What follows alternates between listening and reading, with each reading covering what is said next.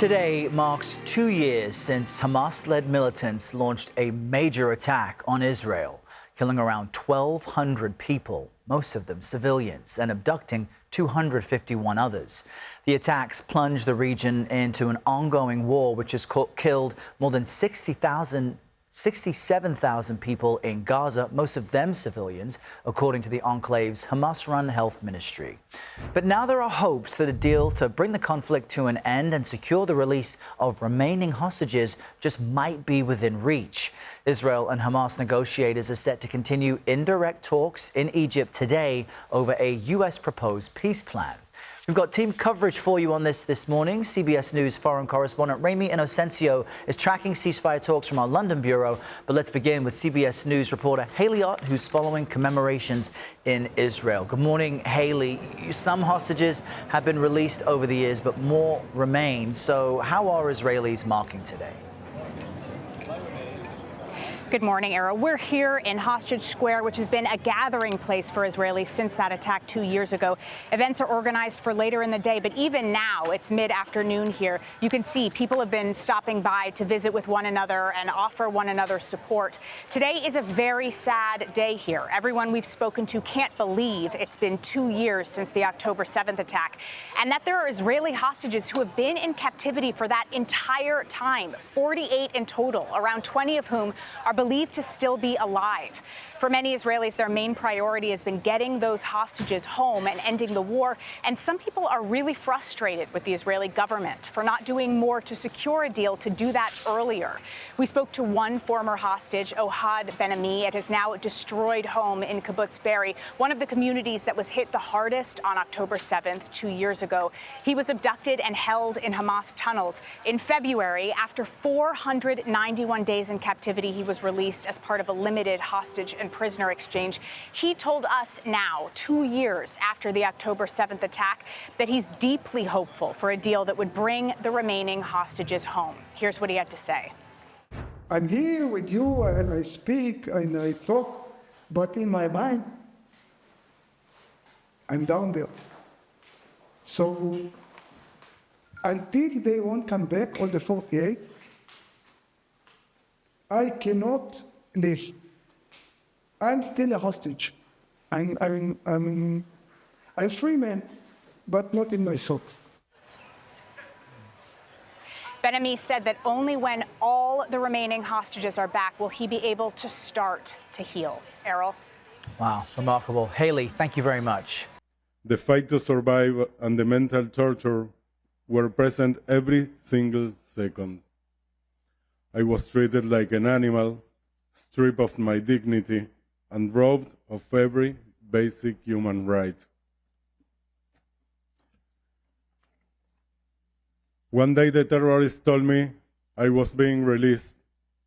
I had to leave my little brother behind in hell. Eitan,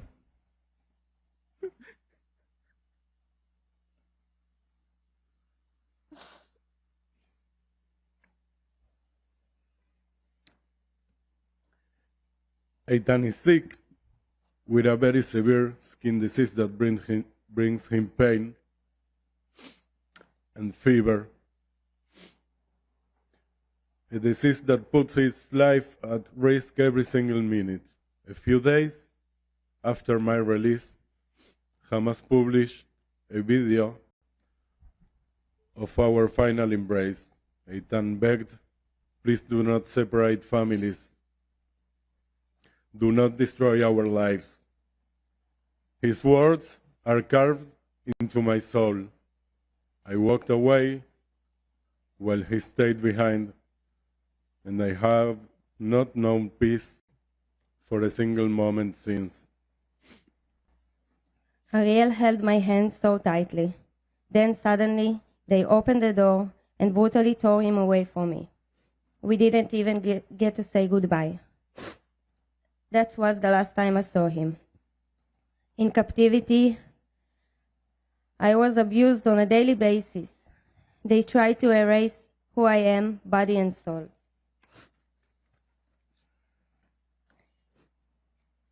Captivity is not just a suffering. It is slow distraction of time itself. Every day feels like a lifetime. Every hour drips with the fear, with silence, with not knowing if you will live to see another dawn. Try to imagine one day like that. 2 full years of darkness, of hunger, of not hearing your name spoken with love. It is not humanly possible to survive that, and yet Ariel and the others are still surviving, still waiting, still hoping. And that hope is the only light they have left. On October the 7th, 251 innocent people were kidnapped to Gaza. 42 were killed in captivity, killed and murdered. In the past 2 years, through diplomacy and negotiations, 140 hostages have been brought back. I am here, standing in front of you today, as the result of a life-saving agreement. That agreement was secured through leaders who made it a priority. President Trump and the U.S. administration. My name is Ilana Gritzewsky. I am both citizens, Mexican and Israeli. I made Aliyah 16 years ago alone, and on October 7, my life was brutally taken. That day, Hamas kidnapped me and my partner Matan Sangauker. We tried to escape through the window of our safe room to survive, running in different directions. From that moment, I lost all contact with Matan. I hid behind a closet with a blanket, but it was in vain. The terrorists found me. I was beaten, murdered, and taken to Gaza on a motorcycle with sexual abuse. For 55 days, I was held in captivity, living in fear, hunger, and deprived of all basic human grace. No fresh air, no sunlight, no showers, barely any food or water. I lost 24 pounds.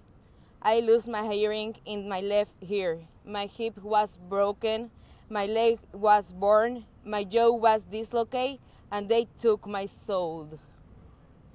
Today am I free, but Matan and 47 hostages is still held by Hamas.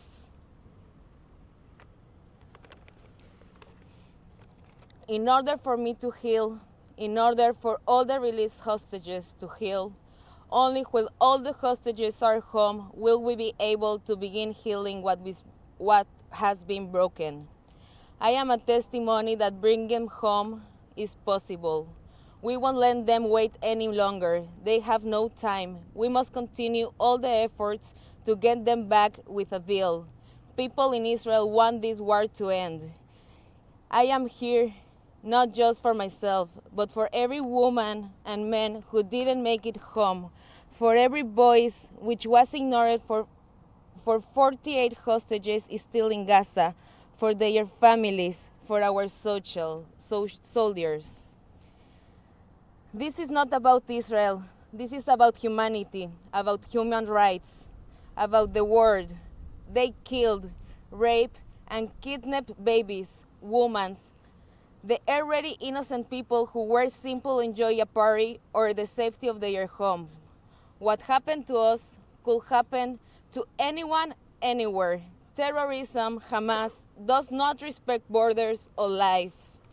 On 9/11, the world witnessed the horror of terrorism. And today, 7/10, Israel is facing its own 9/11. If we don't do nothing, tomorrow it could be another country. The people of the world do not stay silent. This is not just Israel.